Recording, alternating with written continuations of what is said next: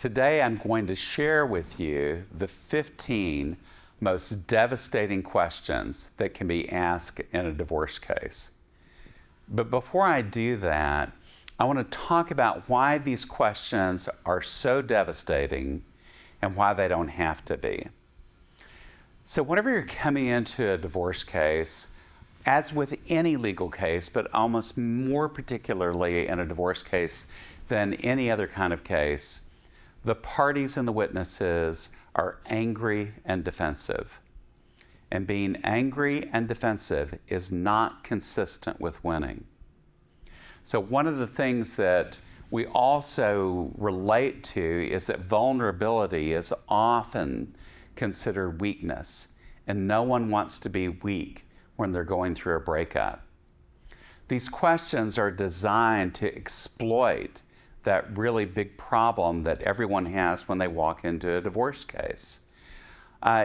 In life, oftentimes, the most unreasonable person wins. In a courtroom, the most reasonable person wins. This is often true in any kind of case, but it's most particularly true in a divorce case.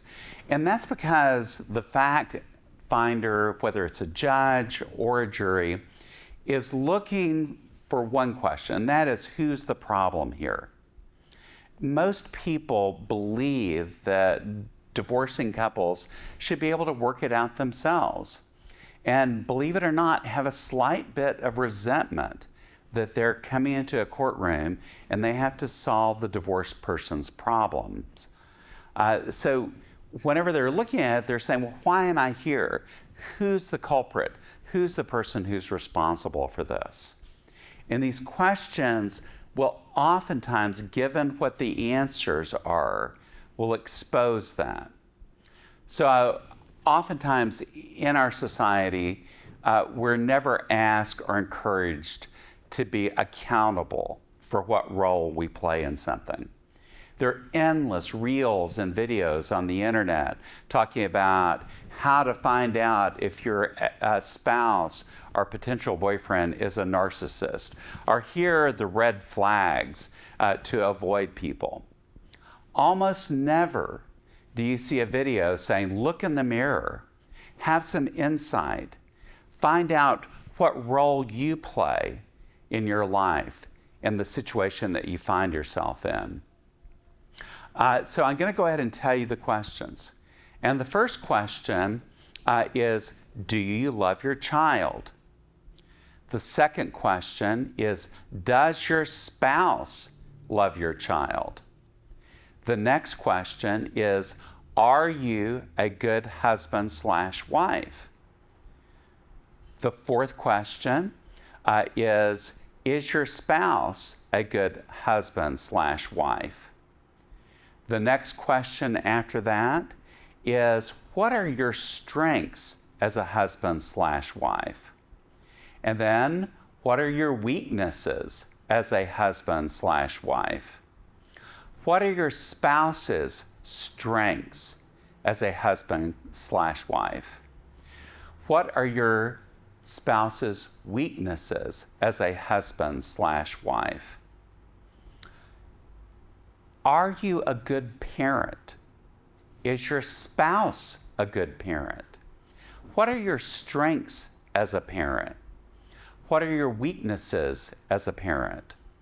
What are your spouse's strengths as a parent? What are your spouse's weaknesses as a parent? And finally, the most difficult question of all is, what role did you play in the breakup of your marriage? Now, oftentimes we have caricatures of people who are getting divorces. And one of my favorite jokes is, why do cannibals not eat divorced people? And the answer to that question is because they're bitter. So people are expecting individuals who come into a courtroom to be bitter and angry and defensive. So if someone can come into a courtroom and take responsibility for their part, that they can answer the question, yes, I love my child, but you know what? My spouse loves our child too. And yes, I'm a good parent, but I'm not a perfect parent. And here are some of my weaknesses. And yes, my spouse, as much as I feel like they could have done more and it wasn't working, is a good parent also. And I can actually name some strengths as well as weaknesses. So being able to see both sides and see the point of view of your spouse going into a situation, and also have some insight into how you may have not been the perfect either spouse, parent, or our partner in a relationship. And then finally, really the most difficult question is, what role did you play in the breakup of the marriage? And you have to dig deep for that. The problem people have is they think, well, if I admit any weakness, then my spouse is going to get custody. Or if I say anything good about them, then my spouse is going to get custody. Or if I say that I have any role in this at all, then it will cut against me. But actually, the opposite is true. The most reasonable person wins.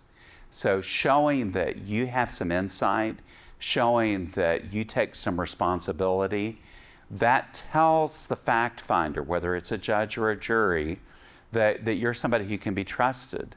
You're somebody that they can rely on to make good decisions.